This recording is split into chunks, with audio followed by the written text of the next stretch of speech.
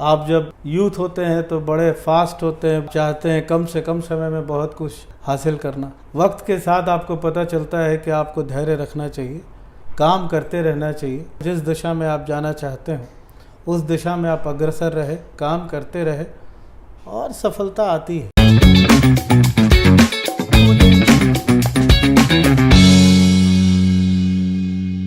मेरा नाम अनमोल माटा है, मैं अटपटा से हूँ और आज हमारे साथ एक एंटरप्रेन्योर मिस्टर आलोक कुमार जी जो इंडक्टस ग्रुप के आर्किटेक्ट और फाउंडर हैं। सो ये पॉडकास्ट जो है बहुत ज़्यादा बिजनेस साइड और स्टार्टअप्स की साइड जाने वाला है। क्रिस्पी भी होगा, आप बने रहिएगा एंड तक हमारे साथ। Thank you. How did you started your career? How did you started this इंडक्टस?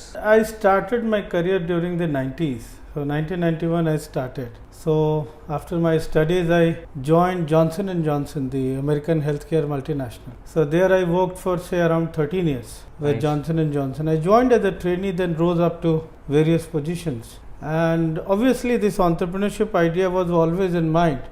But by being from a middle class family, many a times it is very difficult for you to take the call for entrepreneurship because you have many responsibilities Right. over your and family also expect you to perform Right. by taking the responsibilities. So I worked, I gained experience as well as I also earned some little money so that can be supported for my endeavor. So that is how this journey started. So in the year 2007 I left my job, I'm in Johnson & Johnson, and founded Inductus in 2007. So it was a very humble beginning with a handful of capital because whatever I could have saved during my journey, during my association, during my job. So with that we started, and being from first generation and first person from the family to take up entrepreneurship. Obviously it is not as that easy, one can understand. Right.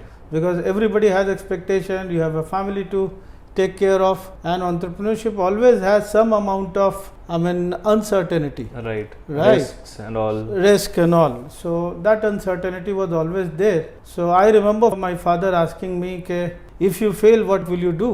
And when I shared this idea with him, he blessed me, he supported my idea. That was a greatness of him. So have you ever thought of, I said, see, I'm working into the private sector and working with a very good organization. I may not get the same kind of job opportunity if I fail, but one thing I'm sure of, that I will get an opportunity. Right.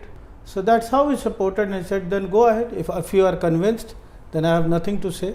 आपने I think movie देखी होगी 3 idiots. अब्बा नहीं मानेंगे। सबसे अच्छी चीज यही है कि यहाँ पे अब्बा मान गए थे। हाँ, अब्बा मान गए थे, and obviously he had certain riders that he had given me 2 years time. So within that either you have to perform or you have to get back to the job whatever you are in. Perfect. So yes, with that idea we started in the year 2007. In the month of August we incepted this company, and that is how the journey started. तो company का नाम इंडक्टस आपने कहाँ से सोचा? और बहुत unique नाम है इंडक्टस। Actually this we took from the induction. In physics all of us must have read about induction. So from induction we have taken, so we transmit energy, and that is how this name came, and from there we took this name. Perfect. So usually जब हम company start करते हैं, सो बहुत सारे लोगों को ideas नहीं होते कैसे स्टार्ट करना है। आपने देखा शार्क टैंक एक बहुत ज़्यादा एक अच्छा प्लेटफॉर्म आज एंटरप्रेन्योर्स के लिए बना हुआ है। शार्क टैंक आपने आई थिंक देखा भी होगा। हाँ बिल्कुल। सो वहाँ पे लोग फंड रेज वगैरह करते हैं। सो आपने कभी फंड रेज किया या फिर आपको लगा कि आपने कैसे स्टार्ट किया? फंड रेस तो नहीं किया और कर भी नहीं पाए हम लोग। इसकी रीज़न है कि फंड जो है नॉर्मली आजकल टेक रिलेटेड एंटरप्राइज हैं आज के दिन में, उसके अंदर फंडिंग ज़्यादा अवेलेबल है। But yes, we were supported by banks and our banker is, so they have supported us, and that is how we could grow. And of course we had a great team since beginning itself. Teamwork is definitely important, I think so. अकेले तो कभी कहीं जा ही नहीं सकते। नहीं, बिल्कुल नहीं। आप अकेले आप कितना कर सकते हैं? Everybody has the limitation. Right. So what are your views about business awareness in India? आजकल I think हर बंदे को जॉब छोड़ के बिजनेस ही करना है। So आपके हिसाब से इंडिया में कितने बंदों को अवेयरनेस है? I think देखो, पिछले 10 साल में चीज़ें बदली हैं, इसमें कोई दो मत नहीं है। पहले when we started उस समय सिनेरियो डिफरेंट थे। एंटरप्रेन्योरशिप सिर्फ उन लोगों के लिए थी जो सो कॉल्ड मनीड क्लास, जिनके पास पैसे हो, जिनके फादर या पेरेंट्स या फोर फादर्स बिजनेस में हो। सो वो लोग ज़्यादा थे उसके अंदर। पर पिछले 10 सालों के अंदर मैंने देखा है इसके अंदर माइंडसेट में काफ़ी चेंजेस हुए हैं। And middle class has also they have also started coming in, and thanks to the IT boom in India. So Right. that has also given a path or paved path to many such youngsters, those who have taken entrepreneurship. Though they need to be very careful while they are starting any entrepreneurship, because I personally feel that you need to have little bit of experience prior to that if you are willing to start, and of course some capital also, little bit of capital also. Why? Because see, sustainability is a big factor. Right. You can't plan that you are going to be successful, say, in a month or 2 or 6 months or a year. The path is Right. very uncertain, and there are many factors which basically affects it. I think business is all about risks. Right. So many external factors, internal factors, your luck, your surrounding, your team members, the kind of product you are into in, the kind Right. of industry you are in. So all that contributes to the success of. So many things are beyond your control many a times. Right. But yes, I believe certain things are under your control, and if you can work it well, prepare well, why not? Anyone can be successful. I think first of all आपने business जब start किया होगा, अगर मैं अपनी बात करूं, मैंने जब कंपनी स्टार्ट करी थी, अपनी पहली कंपनी, सो मेरे हिसाब से सब मेरे दिमाग में था। क्या आपके भी सब दिमाग में था? आपने मतलब राइटिंग्स लिखी थी और आई थिंक आपने बुक्स रेडी करी उसके रिगार्डिंग कैसे आपको स्टार्ट करना है? नहीं, स्टार्ट करना it is more of a passion. तो जब आप पैशन में काम करते हैं तो कई दफ़ा systems and processes takes a back seat. When we started, obviously at that point in time, registering a private limited company, you also used to be a big affair. I'm Right. talking about 2007. 7. Right. So that also used to take 3-4 months of time. So yes, we started. We formed a firm, and then we applied for private limited. Formation of a private limited company. I can't say that everything was planned. That much I can tell you. Okay. Right. You Right. need to take one step at one time. Right. So you take one step, you go one step forward, and many a times you see multiple opportunity and many other. There your maturity, your work experience, right, that comes into play. Correct. Right. And then accordingly you take a call. Right. मेरा एक question ये है कि मैंने देखा कि बहुत सारी कंपनीज सेटअप होती हैं इंडिया में, बंद हो जाती हैं, बट मैंने जब आपका पोर्टफोलियो सर्च किया, V Inductors is managing multiple of subsidiaries हैं जो बहुत सारी कंपनीज आप मैनेज कर रहे हो. So how you managing that एक टाइम पे इतनी सारी कंपनीज? काफ़ी चैलेंजिंग है ये, इतना आसान नहीं है, but fortunately we have got a great team in place, and the credit goes to my team undoubtedly. Obviously being a leader हमारी भी रिस्पॉन्सिबिलिटी है, और हमें लीड करना पड़ता है. मेनी अ टाइम्स हमें गाइड भी करना पड़ता है अपनी टीम को, बट टीम है और it is all about team work. If you have a great team you can do anything in this. Right. Perfect. आज के टाइम पे लोग पैसे की तरफ भाग रहे हैं, उनको बाकी कुछ नहीं दिख रहा अपने अलावा. मैंने देखा कि you working with the social responsibility, CSR as well, everything is like perfect. So आप कैसे मैनेज कर रहे हो ये सब? आपके माइंड में कैसे आया कि मुझे बिजनेस के साथ साथ भी एक स्टेप नेशन के लिए और सोशल रिस्पॉन्सिबिलिटीज के लिए भी आपको देना चाहिए? देखिए, आप जो भी हैं, जहाँ भी हैं, it is only because of society. What I feel, हमें जो समझ में आता है, it is all about society, it is all given by society. जिस एडुकेशन की बदौलत आज हम आपसे बात कर पा रहे हैं, राइट. तो ये एडुकेशन भी किसने दिया? ये हमारी सोसाइटी ने दिया. हमारे टीचर्स, हमारे प्रोफेसर्स, वो हमारे सोसाइटी के पार्ट हैं. Right. हमारे स्कूल, हमारे डिफरेंट इंस्टीट्यूशंस, हमारे जो सीनियर्स हुए जिन्होंने हमें प्रोफेशनलिज्म सिखाया, प्रोफेशनल एटिकेट्स, मैनरिज्म, तौर तरीके सिखाए. Right. So that all has come from society.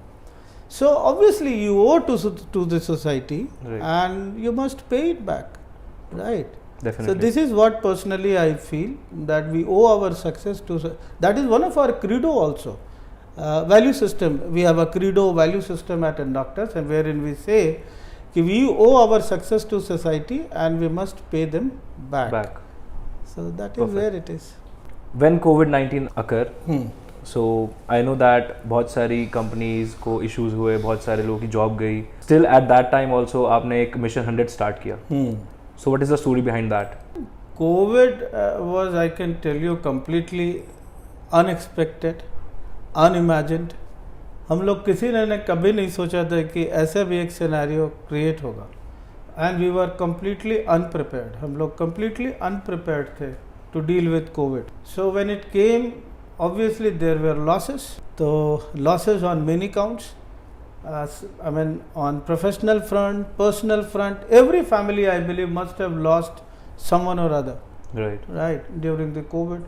So accordingly, many of my colleagues, many of my known, मैंने देखा कि they also lost their job, and obviously there were a pressure because opportunities उस समय बहुत कम थी right, because of Covid. Obviously lay off का, बहुत सारी कंपनियों में ले ऑफ चल रहे थे, बहुत जगह पे कॉस्ट कटिंग चल रही थी, और हम इसको गलत भी नहीं मानते हैं, ये गलत भी नहीं है, बिकॉज कंपनी सरवाइव करेगी तभी तो फर्दर फ्यूचर में भी वो कुछ और कर सकती है और फर्दर एम्प्लॉयमेंट जनरेट करेगी।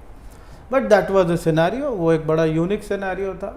Once the lockdown was over, जब लॉकडाउन ओवर हुआ and we came back to office, then we were sitting. Obviously उस समय हमारे पास भी करने को बहुत काम नहीं था, because we are mostly working into the government sector, and government sector at that point in time, many of the activity in other sector apart from health that were not functioning because of many reasons, because of the COVID infection and all those things. So we thought how to contribute, I mean as an organization, what we can do, right, to combat this pandemic. Right. So that was the kind of discussion we had in the office, and then the idea came, can we generate some employment during this? That could be probably the best way how a company can contribute to one's life. Right.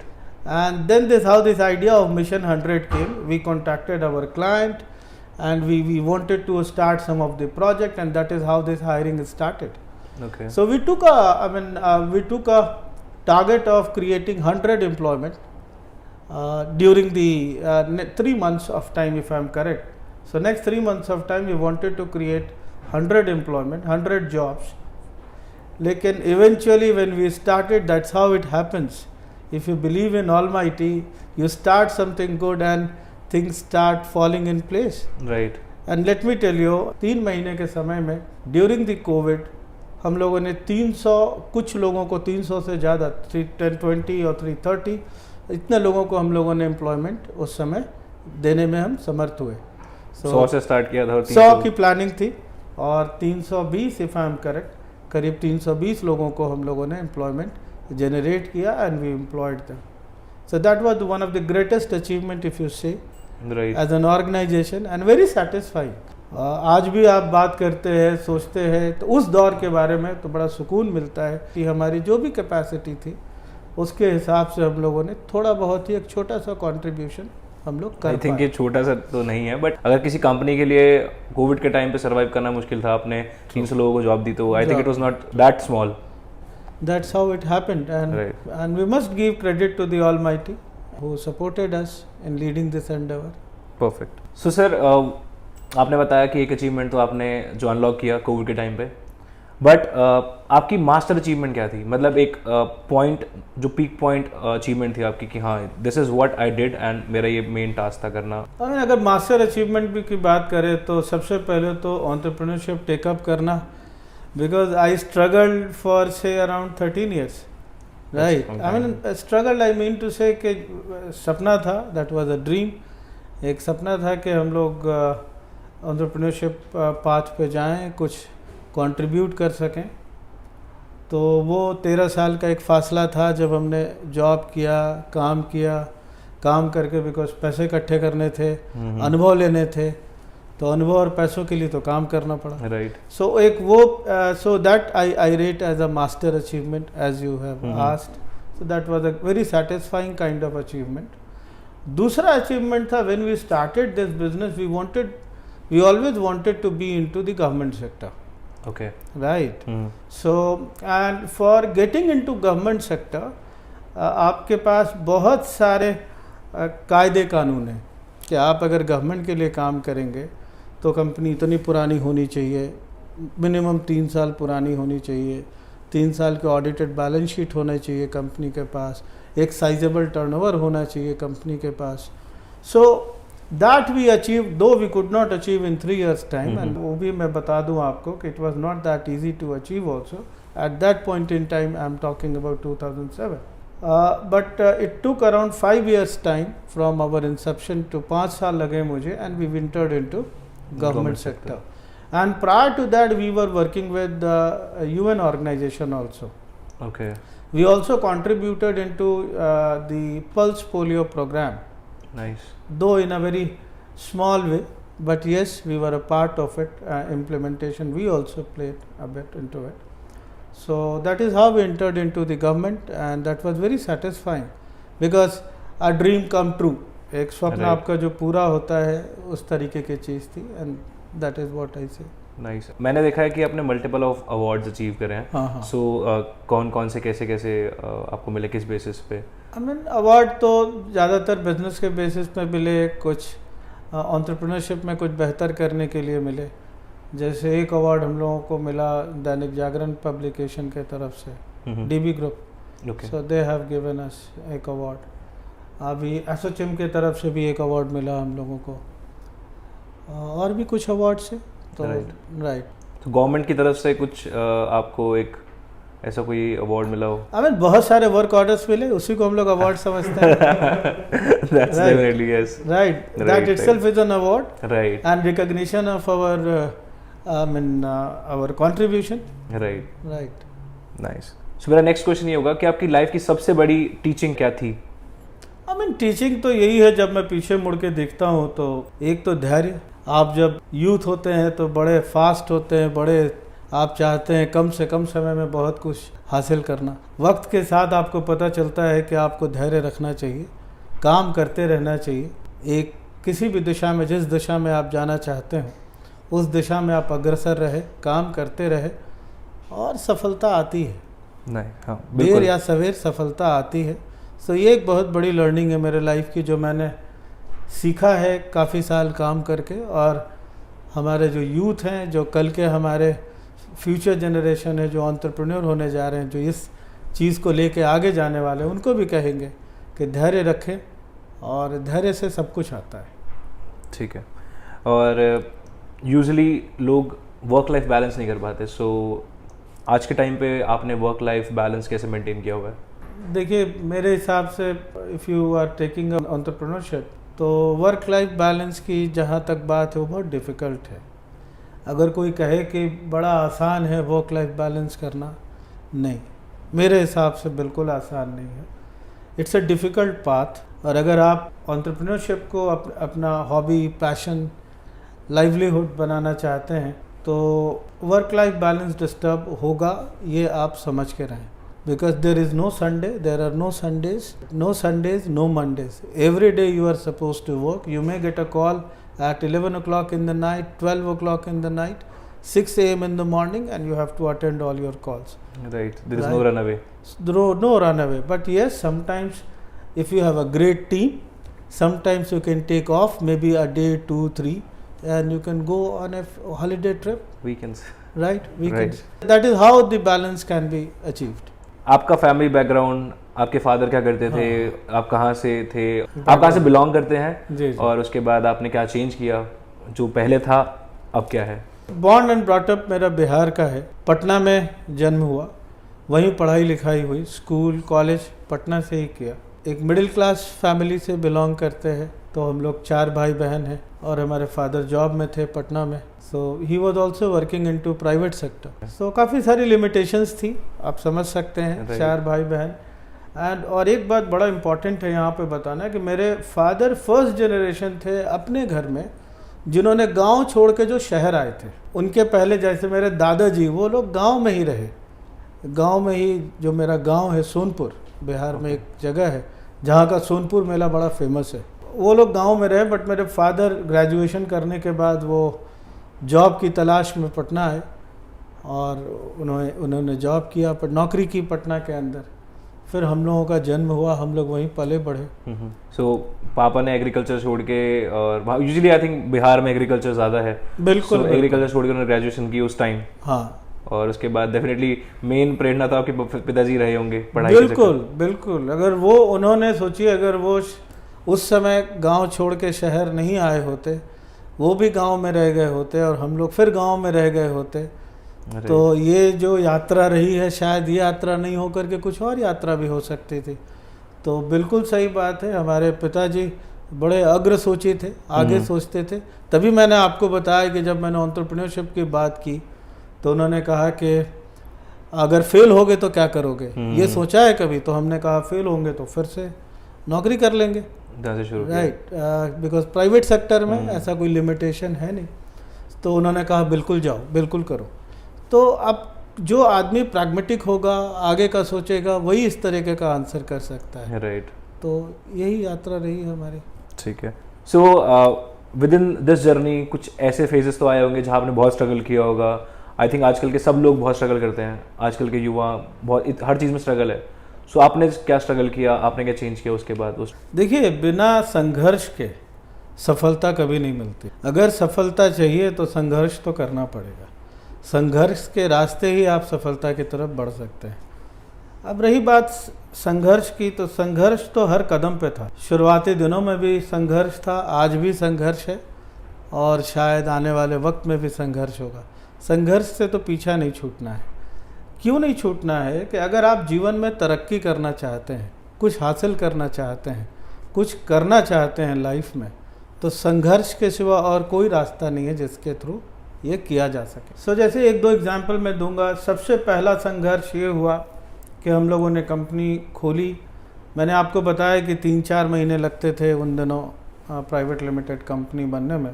तो form हम लोगों ने एक बना करके शुरू किया उस 4 महीने के दौरान, और खुशकिस्मती से एक क्लाइंट भी आ गए हमारे जिन्होंने काम दे दिया। अब उनकी क्लाइंट आ गया, काम हो गया, वो कह रहे हैं कि भाई अपना बिल सबमिट करो, आपको पेमेंट करना है।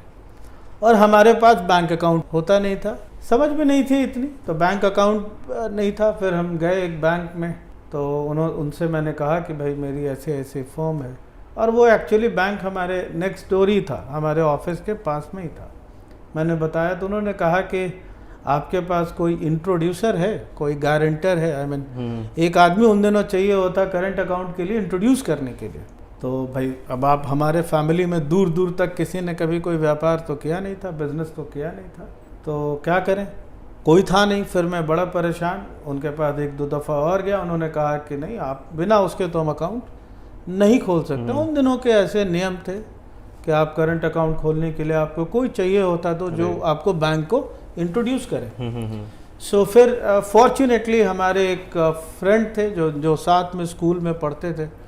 उस समय वो एक बैंक में काम करते थे, he was a branch manager then.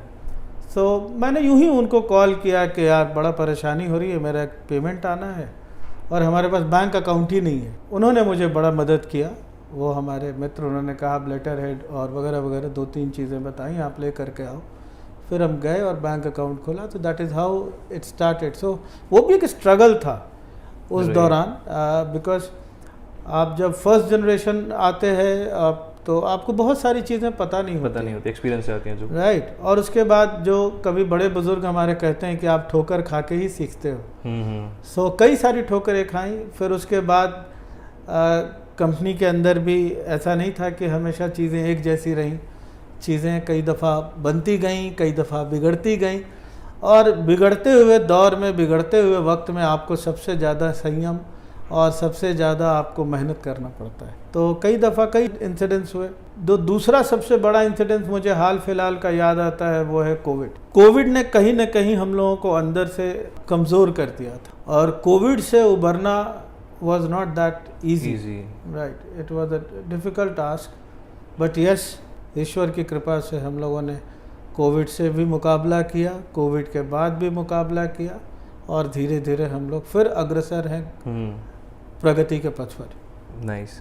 और कभी इस सिचुएशन में ऐसा हुआ कि स्ट्रगल टाइम में लोगों को लगता है कि क्विट कर दिया जाए, आप दिल्ली आए बिहार छोड़ के, कभी ऐसा हुआ उस टाइम में कि आपको लगा कि अब बस, अब घर चलते हैं, अब क्विट करते हैं? नहीं, वीक मोमेंट्स तो आए, इसमें कोई दो मत नहीं है। कई सारे कमज़ोर क्षण आए जब लगा कि शायद ये मेरे वश का नहीं है, शायद हम इसके लायक नहीं हैं। ये समझ में आता था कि हम इस लायक नहीं है कि इस यात्रा को जारी रख सके, मेरे अंदर कॉम्पिटेंस नहीं है। फिर कई दफ़ा अपने आप को समझाया कि लगे रहो, और इसके पीछे लगे रहे। कई कमज़ोर क्षण आते हैं कि आपको जब लगता है कि आप शायद निकलना मुश्किल है यहाँ से, लेकिन एक चीज़ मैंने सीखा है पिछले 14-15 सालों की यात्रा में कि अगर आप लगे रहें तो कोई ना कोई रास्ता दिखने लगता है।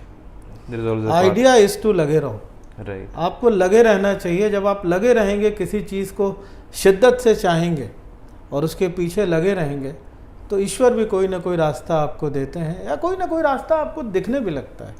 राइट। और रही बात कि पटना से दिल्ली आने का, तो मुझे लगता है कि मुझे और 2-4-5 साल पहले दिल्ली आना चाहिए था। तो आई थिंक ग्रोथ कुछ और होती। हाँ बिल्कुल, शायद हम लोग 2-3 साल और पहले आ गए होते तो और बेहतर हो गए होते। एक फॉल बैक्स आपने बताया, बहुत सारे फॉल बैक्स हुए, कोई ऐसा मेजर फॉल बैक भी है आपकी लाइफ में? मतलब आपने ऑलरेडी बहुत सारी चीज़ें बता दी हैं कि कोविड आया और बिजनेस स्टार्ट करने में, बट कोई ऐसा इमोशनल फॉल बैक जो लगा हो कि मुझे आपको इमोशनली जिसने तोड़ दिया हो? Death of my father on a personal note, he was an inspiration to me. कहते कम थे, बोलते कम थे, लेकिन आप कितने भी परेशान रहो, कितने भी दुख में रहो, आप जब अपने फादर या हम जाते थे अपने पिताजी के पास, तो कोई ना कोई एक आध शब्द ऐसा कहते थे जैसे बड़ी प्रेरणा मिलती थी।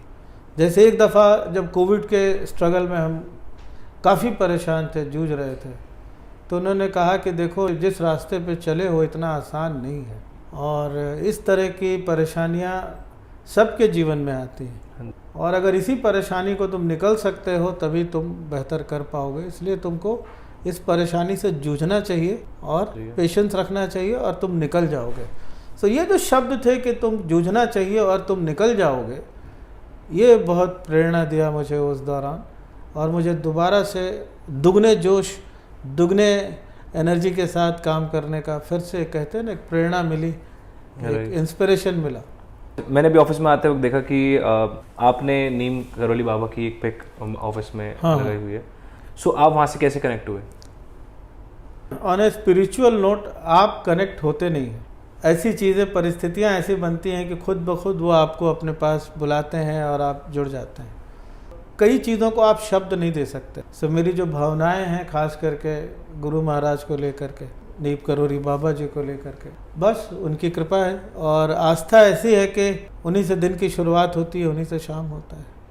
बहुत सारे एंटरप्रेन्योर्स जो हैं, मार्क फेसबुक के जो सीईओ हैं, हाँ, एंड स्टीव जॉब्स, वो भी यहाँ पे पॉजिटिव ब्लेसिंग्स लेने आए हैं। सो बहुत सारे एंटरप्रेन्योर्स का क्या बिलीफ है नीम करौली बाबा में, इसके लिए आप कुछ बता सकते हैं? मतलब मैंने सुना है, मैंने भी कि बाबा ने जब समाधि लिया था तो उसके जस्ट बाद, समाधि के बाद ही स्टीव जॉब्स इंडिया आए थे, और वो भी बड़े बुरे दौर से गुजर रहे थे उन दिनों। एप्पल भी बड़े बुरे दौर में था, तो आए थे। वो 1-2 दिन रुके थे कैंची धाम में, जो बाबा जी का आश्रम है नैनीताल, तो वहाँ वो रुके थे और उन्हें कुछ प्रेरणा मिली थी वहाँ से, और वो प्रेरणा लेकर के वो गए थे और फिर उन्होंने काम किया, मेहनत किया। और क्या है एप्पल, किसी को बताने की ज़रूरत तो है नहीं है। दूसरी एक कहानी जो मार्क जकरबर्ग ने खुद कहा है, वो हमारे प्रधानमंत्री जी से मिले थे, तो इस कहानी को उन्होंने खुद बयान किया है अपने मुंह से कि फेसबुक बड़े बुरे दौर से गुजर रहा था और उन्हें लग रहा था कि अब फेसबुक को बचाना मुश्किल है। एक दौर ऐसा आया था फेसबुक का, तो वो उनके मेंटोर थे स्टीव जॉब्स साहब। तो वो स्टीव जॉब्स से मिलने गए और उन्होंने बताया कि भाई बड़े बुरे दौर से गुजर रहे हैं और लगता नहीं है कि हम इस दौर को पार कर पाएंगे।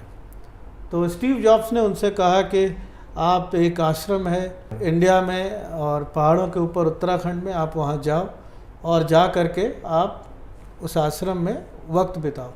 मार्क जुकरबर्ग आए और 2 रात रुके थे वो वहाँ पे, और एक रात का, लोग कहते हैं 1 रात का प्लान करके आए थे, but he stayed there for 2 nights and 2 days, and he must have got some inspiration by Guruji. Then he went back, and now we know Facebook. What is Facebook? Right, it's now Meta, I think. Meta. Right. Then एक और कहानी है Julia Roberts की। Right. The famous actress, Hollywood actress. तो Julia Roberts, तो उस समय उन्होंने कभी एक दिन देखा, बस के अंदर किसी को देखा और शाम में एक फ़ोटो देखा, तो बोला कि इनको तो मैंने आज बस में देखा है। किसी ने कहा कि नहीं, हो ही नहीं सकता, ये तो गुरु हैं, ये तो हिंदुस्तान में रहते हैं, इंडिया में रहते हैं। तो उन्हें यकीन नहीं हुआ और somehow she said कि नहीं, आई हैव सीन हिम, जो कंबल ओढ़ करके मैंने इनको देखा है सड़क पे, ये बस से उतर के। ये कहानी है उनके बारे में जो मैंने सुना है। एंड फिर उसके बाद जूलिया रॉबर्ट्स ने हिंदुइज्म को अडॉप्ट किया। So nice. बाहर के लोग भी हाँ। यूजुअली जहाँ पे कई लोग आजकल हिंदुइज्म छोड़ देते हैं और वेस्टर्न कल्चर फॉलो करते हैं, and you can see that उन्होंने कवर किया। Very true, very true. So और सबसे जो sorry. अच्छी बात है, मैं ये भी कहना चाहूँगा कि आप नॉर्मली जब मंदिरों में जाते हैं तो कई दफ़ा बहुत सारी चीज़ें होती हैं, लोग आ जाएंगे पूजा कराने, और भी चीज़ें हैं, आप समझ सकते हैं जो हमारे मंदिरों में है। बाबा जी के यहाँ एक बड़ी अच्छी चीज़ है, आप जाएं, जैसे मर्जी वैसे जाएं, जैसे मर्जी वैसे पूजा करें, आते समय वहाँ चना प्रसाद मिलेगा, आप चना प्रसाद पाएँ और चले आए। कोई आपसे ये नहीं कहेगा ये करो, वो करो, ऐसा करो, वैसा करो। ये मैंने भी एक्सपीरियंस किया। मैं अभी लास्ट मंथ अगस्त में होके आया हूँ। अच्छा, तब तो आप सो मुझे पॉजिटिव एनर्जी डेफिनेटली फील बहुत है। मैं यूजुअली खुद हनुमान जी में बहुत बिलीव करता हूँ। सो बाकी बहुत सारे लोगों के एक स्पिरिचुअल एक्सपीरियंस होते हैं। सो आपका कोई ऐसा एक पर्टिकुलर स्पिरिचुअल एक्सपीरियंस बताइए। बहुत सारे ऐसे स्पिरिचुअल एक्सपीरियंसेस हुए हैं और कई दफ़ा उनको शब्द देना बड़ा कठिन होता है। कोई ऐसा हुआ कि जहाँ पे आपको पॉजिटिविटी का एक चार्ज और कुछ मतलब whenever you go through a tough time, so obviously आप उनको याद करते हैं जिनसे कहीं ना कहीं आप जुड़े हैं और आपको लगता है कि उनका आशीर्वाद आपको मिलता है। So there are many instances जो मुझे लगा कि उनकी आशीर्वाद मिली और फिर हम लोग आगे निकले। there are no words but yes, क्योंकि वो फीलिंग्स ही होती हैं। वो फीलिंग ही होती है, राइट। वो फीलिंग्स ही रहती है। So I was sharing one story, I wanted to share other one story with you all. When I started my job in 1991, so my salary was at that point in time 1800 rupees, right? So with a salary of 1800, I started my life. I mean, in 1991, I am saying. तो अब 1800 से बढ़ के 2000 हुआ, 2200 हुआ। मेरी शादी जब हुई तो हमारी सैलरी थी 3000 रुपये, राइट? 3000 थी। तो हम लोग आपस में घर में बात करते थे, जो कि भाई 3000 में ठीक है, एंड्स मीट हो ही जाते थे, बट तकलीफ़ें होती थी, दिक्कतें होती थी, बाइक नहीं था, बहुत सारी चीज़ें थी। एक बाइक होना चाहिए था तो वो भी नहीं थी। तो उस समय ये लगता था कि काश मेरी सैलरी 10,000 रुपये हो जाए। And let me tell you, I always use to ask myself कि 10,000 रुपये सैलरी कैसे हो सकती है, क्या करना पड़ेगा उसके लिए। तो ये समझ में आता था कि उसके लिए दो ही चीज़ करना पड़ेगा। एक है आप काम करो, मेहनत करो, और दूसरा है नॉलेज गेन करो। क्योंकि अगर आपके पास नॉलेज नहीं होगा, स्किल नहीं होंगे, तो आप कैसा भी काम करो आपका आउटपुट नहीं आएगा। सो हमने नॉलेज एक्विजिशन पे काम किया, नॉलेज एक्वायर किया, बहुत सारे स्किल एक्वायर किए, बिकॉज हम लोग जिस बैकग्राउंड से आते थे उतनी स्किल नहीं थी हमारे पास। तो काफ़ी सारे स्किल एक्वायर करने थे, कम्युनिकेशन पे काम करना था, नॉलेज पे काम करना था, स्किल सेट्स पे काम करने थे। सो वो किया, and let me tell you, yes, that is the only way by which one can grow. I always suggest my teammates also, my colleagues also, keep acquiring knowledge. Knowledge is the key. We are living in a information technology world, right? And this world is driven by knowledge. So knowledge is the key, and with the knowledge itself you can grow.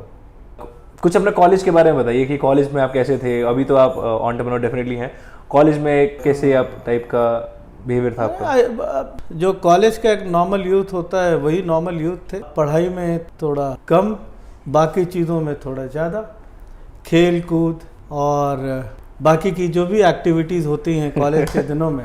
So obviously एक normal youth वही होता है जो हर चीज़ों में, सारी चीज़ों में इन्वॉल्व होता है। तो मैं भी था। और दूसरी चीज़ के बाद में कॉलेज के दौरान थोड़े कॉलेज पॉलिटिक्स में इन्वॉल्व हो गए। तो कॉलेज पॉलिटिक्स में जाना मतलब एक बहुत बड़ा, कहते हैं ना, आपका एक क्षेत्र आपके सामने खुल जाए, एक बहुत बड़ा एरिया एक ओपन हुआ जो मैं जानता भी नहीं था। तो राजनीति में गया, राजनीति में जब कॉलेज की राजनीति में गया, उसके बाद उन दिनों कॉलेज की राजनीति भी थी, वो मतलब उसके अंदर थोड़े क्रिमिनलाइजेशन हो चुके थे। वहाँ पे जो हमारे कुछ लीडर्स होते थे वो उस तरीके से एक्ट करते थे जो शायद नहीं करना चाहिए था। बट ठीक है, आप भी इन्वॉल्व हो जाते हो और उसके बाद कई चीज़ें आपको यूथ डेज में, यंग डेज में बड़ा अट्रैक्ट करती है। Right.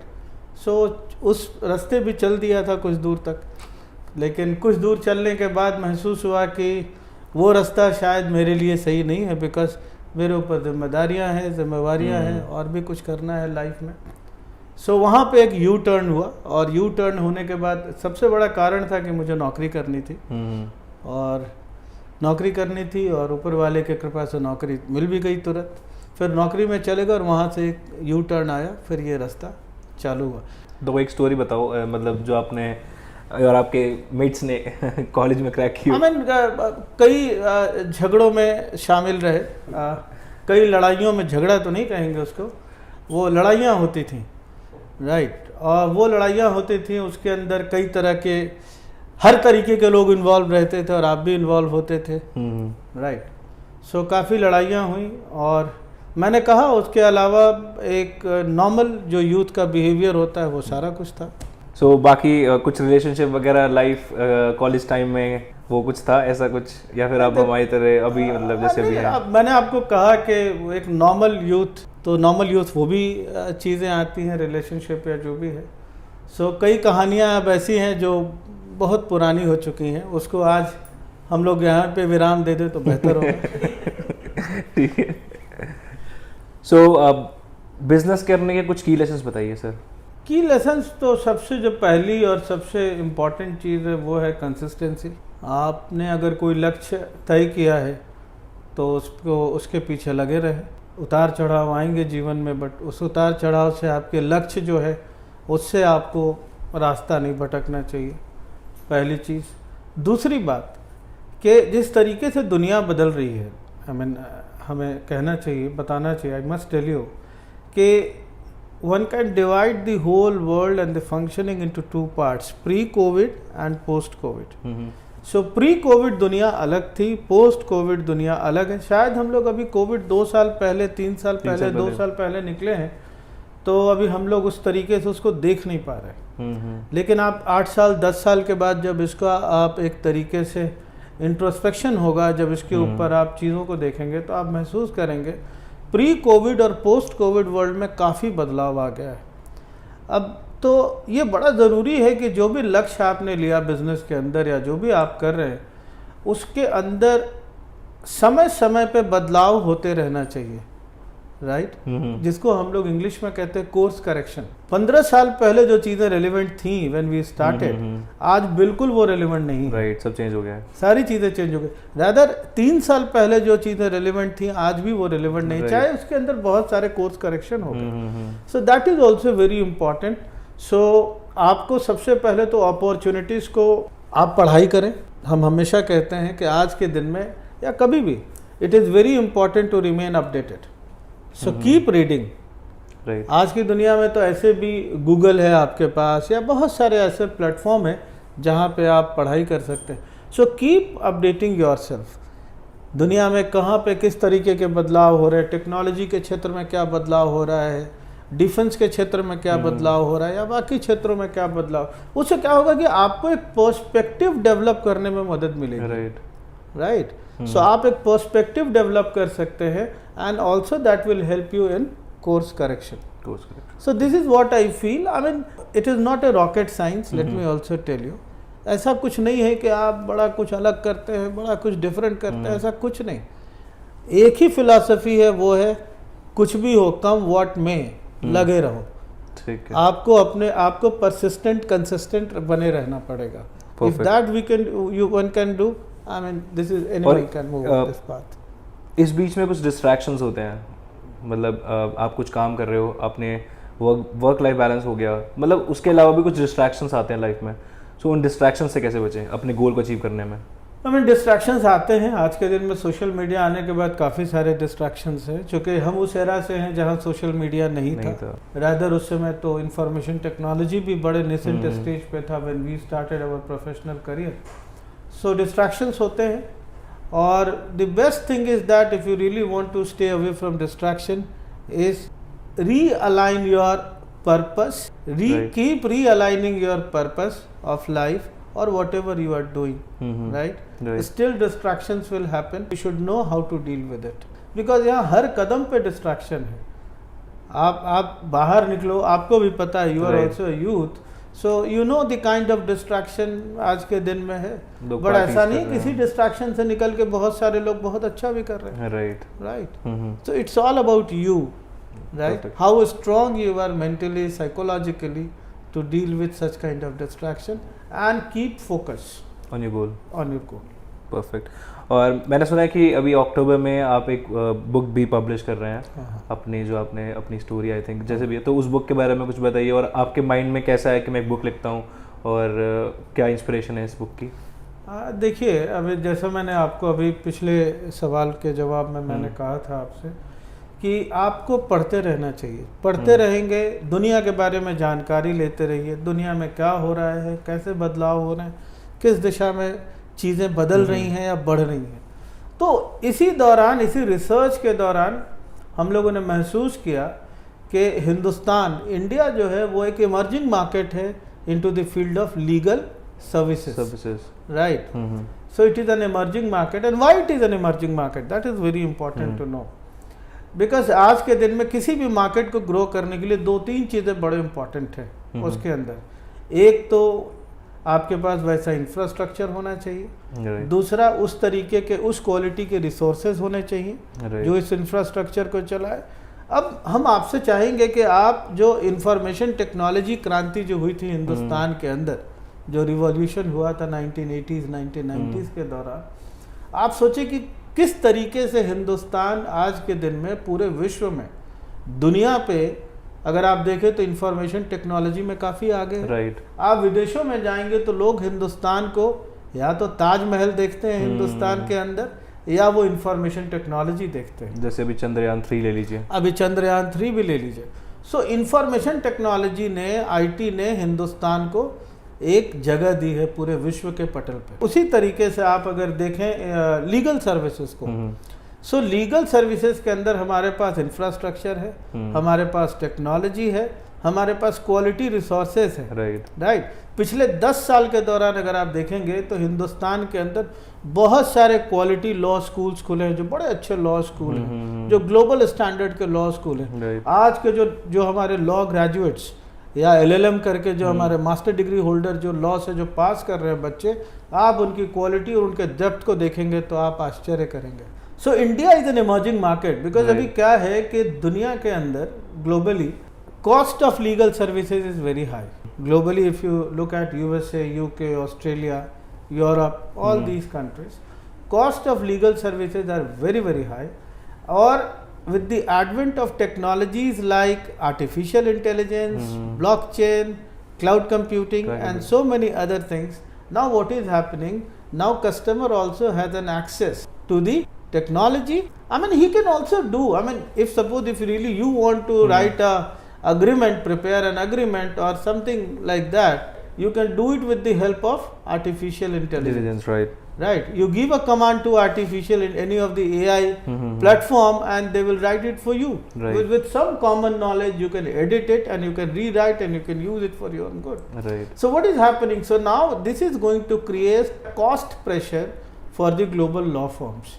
Right. Okay. Right. So now they have to, because see, let me tell you the kind of revenue they are generating. So they have to reduce or minimize their operational cost to meet these changing scenarios. Right? For that, the only option is India. So उन्हें India के ऊपर देखना पड़ेगा. क्यों देखना पड़ेगा? एक हमारे पास यूथ है. इंडिया की 60% population is young. It is youth. It is tech savvy. Right? Most of the population, I mean, in India are tech savvy, plus English speaking. Right? And with a good knowledge and understanding of law, international law, domestic law, Indian law, so with a quality good understanding of, I mean, India is growing towards maturing, I mean, right? So India जो है वो धीरे धीरे, so this is where, so during the course of our research, we realized it, and then we did, and we found that India could emerge, or rather India is going to emerge as a global hub for legal services. And this book deals about that. This Okay. we have named it as Advantage India. Advantage सुन रहे हो The name of the book is Advantage India. So with Advantage India, we have discussed about Indian market, global market, how India can play an important role into the global market. Okay So that, I mean, with the help of technology, the kind of technology will be used, the kind of other things will be used. So those things are clearly, I mean, defined in this book. So this is what it is all about. Okay so कब launch हो रही है book ये किताब launch हो रही है हमारी hopefully in the first week of October. एक इम्पॉर्टेंट चीज़ है जो मैं मेंशन करना चाहूँगा कि आपके दिन के जो काम है ना वो बड़े क्लियर होने चाहिए। Your days agenda, right, it should be very clear. So first thing in the morning what I do when I wake up, so obviously after all my morning course, I sit on my table and I plan my day. So every day morning I plan my day, and I try to complete my day on that very day itself, all the agendas. And let me tell you, 90% of the days I am able to close my agenda. Sometimes 10 भी बज जाते हैं, 11 बज जाते हैं रात के, लेकिन मैं कोशिश करता हूँ वो दिन का एजेंडा पूरा हो जाए। ये क्यों इम्पॉर्टेंट है? बिकॉज अगले दिन के बारे में पता नहीं होता है कौन सा क्रिटिकल एजेंडा कब कहाँ से कैसे चला आएगा और पूरे दिन को आपको वो डिरेल कर दे, right? So it is very very important, and more I will also advise the youngsters, they must keep a notebook with them. ठीक है, I know most of the people nowadays they write on their smartphone and take a note and everything, that is good, I mean some ways, but they must carry a notebook. That helps you in writing down, and once you write down an agenda, it also goes in your mind. Right. So it is very important. So these are the few things which I am practicing, I am doing, and I have found a better result. एक जो घटना जैसा आपने पूछा कि जिसने आपके जीवन में एक काफ़ी बड़ा परिवर्तन लेकर के आया, तो हाँ, एक घटना मुझे याद आती है उस तरीके की कि जब मैं जॉब में था तो मुझे उस साल, एनुअल मीटिंग की बात है, उस साल मुझे बेस्ट मैनेजर का अवार्ड मिला था उस साल, और अवार्ड फंक्शन चल रहे थे। उस अवार्ड फंक्शन के दौरान मैंने महसूस किया कि कुछ हमारे जो सीनियर्स थे, मेरे सीनियर्स थे, जिन्होंने मुझे इंडक्शन किया था। देखिए, इमोशनल अटैचमेंट होता है कि he was my first manager, और इन्होंने मुझे इंडक्शन दिया, कंपनी के अंदर बताया, उंगली पकड़ के सिखाया। सो he was treated roughly, right, during the meeting, maybe because of performance, maybe because of performance only, I mean there might be some other issues, तो performance ही था। सो मैंने रियलाइज़ किया कि आप उम्र के एक पड़ाव में आने के बाद ज़रूरी नहीं है कि आपका जो परफॉर्मेंस है वो कंसिस्टेंट रहे। आप 25 साल, 30 साल, 35 साल काम करते हो, कई दफ़ा आपकी जो परफॉर्मेंस है वो अप एंड डाउन भी होती है।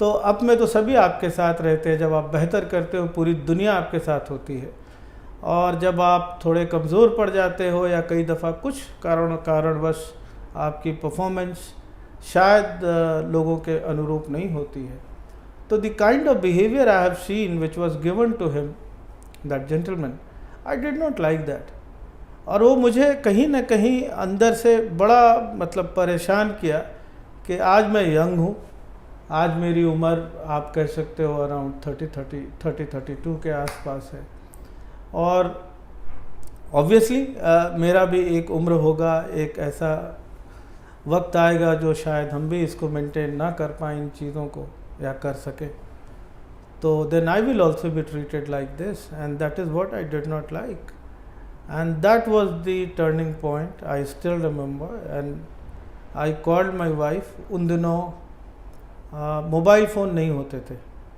राइट, सो मैंने वो नॉर्मल जो एसटीडी कॉल्स होते थे उस समय अपने कमरे से मैंने रात को 12, साढ़े 12, 1 बजे होंगे, चूँकि पार्टी काफ़ी लेट नाइट तक चलती थी। I called my wife and said I am resigning, I am leaving.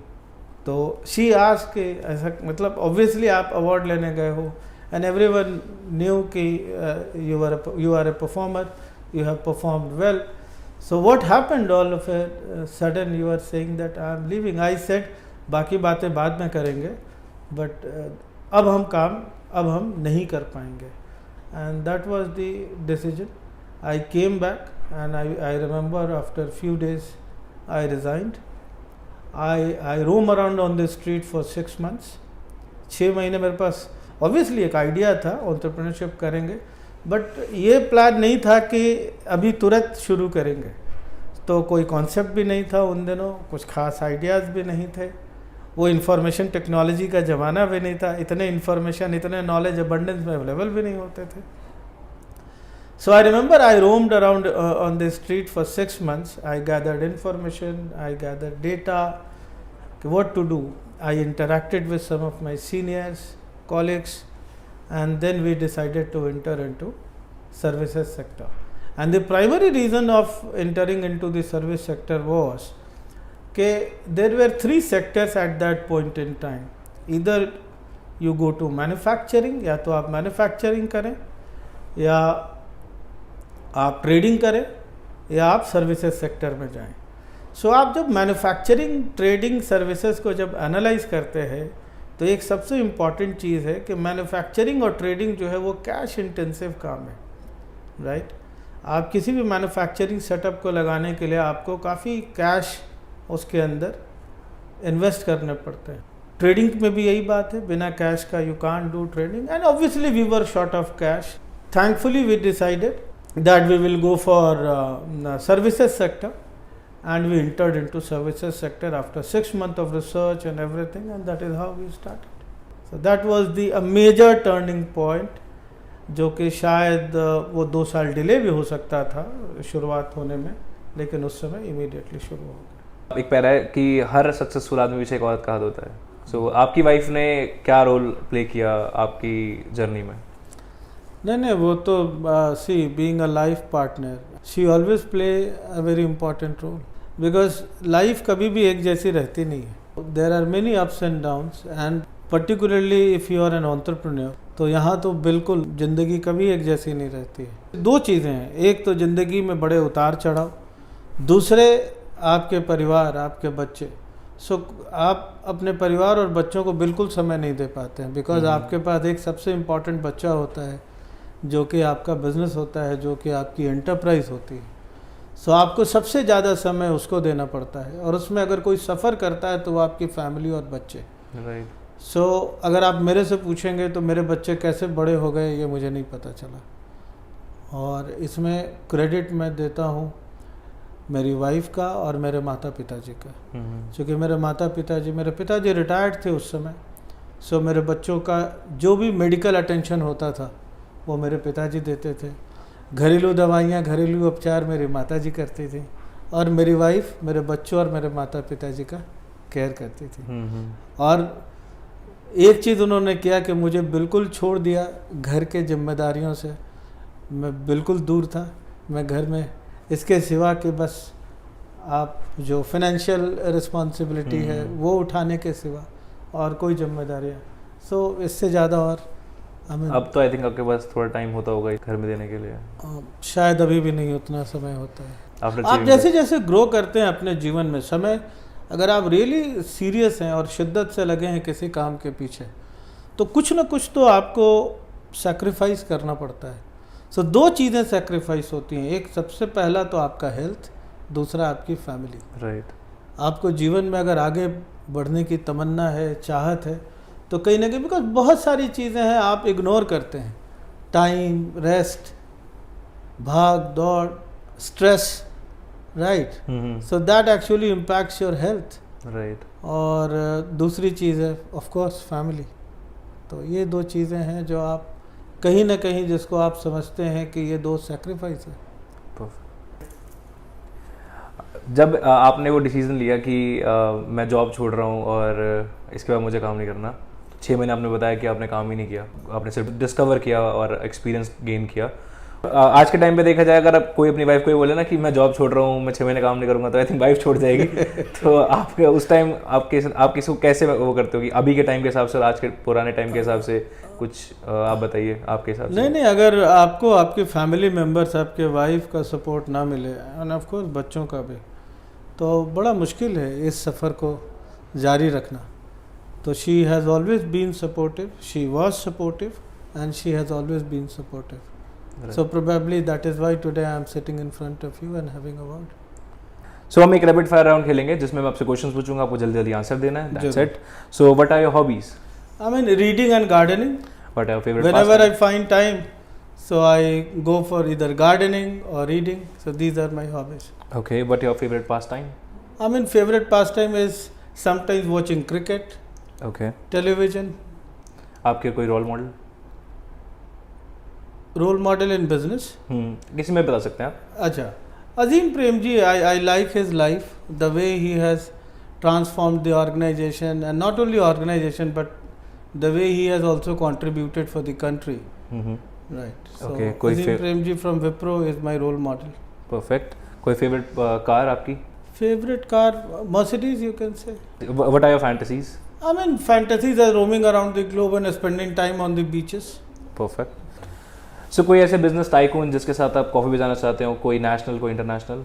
I mean, अगर नेशनल की बात करेंगे तो one and only mister Azim Premji from Wipro, जिनके Okay. साथ एक इवनिंग हम बिताना चाहेंगे और कुछ सीखना चाहेंगे, कुछ समझना चाहेंगे.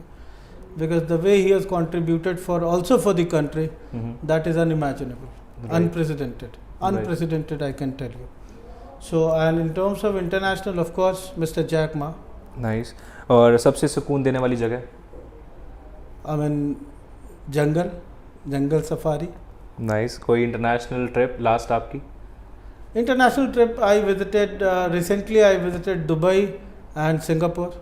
और अगर नेक्स्ट ट्रिप बने तो आप कहाँ जाएंगे, थाईलैंड या एम्स्टर्डम? शायद दोनों में से कोई भी जगह नहीं. I would love to travel to USA. Okay. कोई ऐसी चीज़ आपको यूएस में पसंद हो? आई मीन बहुत सारी चीज़ें हैं, बहुत सारी चीज़ें हैं. Okay. So whom do you love the most, your wife or your kids? Obviously wife. I mean, she came to life and she was the first person who came to life. Perfect. So what are your current life mission? I mean, life mission is to make Inductus one of the largest consulting firm in the country. So that Perfect. is my life mission. Okay. What are your end goals, मतलब एक and point आपने सोचा हो कि इसके बाद मुझे कुछ नहीं करना है, या फिर ऐसा कुछ? I mean, making Inductus 1,000 crore company, nice. 1,000 crore entity. Perfect. Any advice to people doing startups, जो आज के टाइम पे इस लोग स्टार्टअप कर रहे हैं, लाइफ चेंजिंग एडवाइस उनके लिए? बिल्कुल. आज के कॉन्टेक्स्ट में जो बहुत इम्पॉर्टेंट है, जो मुझे ऐसा लगता है कि आप पहले जो बिजनेसेस थे वो मोस्टली कह सकते हैं आपके वो ड्रिवन बाय लक्ष्मी थे. लक्ष्मी के थ्रू ही ड्राइव कर पाते थे आप, बिकॉज किसी बिजनेस को करने के लिए आपके पास कैपिटल होना ज़रूरी होता था. राइट. और विद द कैपिटल ओनली आप कैपिटल फर्दर क्रिएट कर पाते हैं. लेकिन आज उस सोच में थोड़ी, मेरे हिसाब से थोड़ी बदलाव आई है और आनी भी चाहिए. आज जो है माँ लक्ष्मी का जो रास्ता है वो माँ सरस्वती के दरवाजे से होके गुजरता है. For an example? I mean, you need to have knowledge. Okay. So माँ सरस्वती के रास्ते से कहने का मेरा मतलब है कि आप नॉलेज के थ्रू ही लक्ष्मी को पा सकते हैं या लक्ष्मी गेन कर सकते हैं. Okay. So knowledge is very important in this world. Knowledge is a key. Knowledge is the key. Okay. Any motivation और गाइडेंस टू आवर ऑडियंस, जो लोग देख रहे हैं हमारे को, आज का जो यंगस्टर है, जो यूथ है, उनके लिए जो गलतियां शायद आपने करी या फिर जो गलतियां लोग बिजनेस में करते हैं, ताकि वो ना दोहराएं और एक मोटिवेशन बन जाए, ताकि आपके जैसे एक बड़ा वेंचर स्टार्ट कर सके, बना सके? I mean, सबसे जो इम्पोर्टेंट है मुझे लगता है आज के दिन में वो है patience. You need to be patient, और आपको पेशेंट होने के साथ साथ कंसिस्टेंसी भी रखना चाहिए. सो मैंने पहले भी कहा है कि धैर्य, और दूसरी चीज़ है किसी भी लक्ष्य को, जो भी लक्ष्य आप चुनो उसके पीछे लगे रहो. ज़रूरी नहीं है कि आपको 6 महीने में सफलता मिले, 1 साल में सफलता मिले, लेकिन सफलता मिलेगी ज़रूर अगर आप लगे रहेंगे उसके पीछे. ये मैंने अपने जीवन से सीखा है, जीवन के अनुभव से सीखा है, और जो आने वाली जनरेशन है हम उनके साथ यही शेयर करना चाहें. So thank you first of all कि आपने अपने इंपॉर्टेंट टाइम में से थोड़ा टाइम दिया, और थोड़ा नहीं, बहुत सारा टाइम दे दिया, और एक मोटिवेशन मुझे भी मिली आपसे कि हाँ, मुझे जो मैं भी कर रहा हूँ मुझे करते रहना चाहिए. मुझे बहुत सारे बैकफॉल्स आते हैं, but I will make sure कि आपसे जो मैंने आज गाइडेंस ली है मैं वो आगे यूज़ करूँ फ्यूचर में. और अब स्पीचलेस, पहली बात कि आपने जो इतना टाइम दिया और समझाया ना मुझे, हमारी इस पूरी टीम को समझाया और ऑडियंस को समझाया, it is very out of the box. और thank you for being with us, thank you for giving the time. Thank you very much for this opportunity, and I could see spark in you and your teammates, thank you. right? and I'm sure you are also going to rewrite. Right. Our story. Yes. Thank you, sir. Thank you very much. Thank you, sir.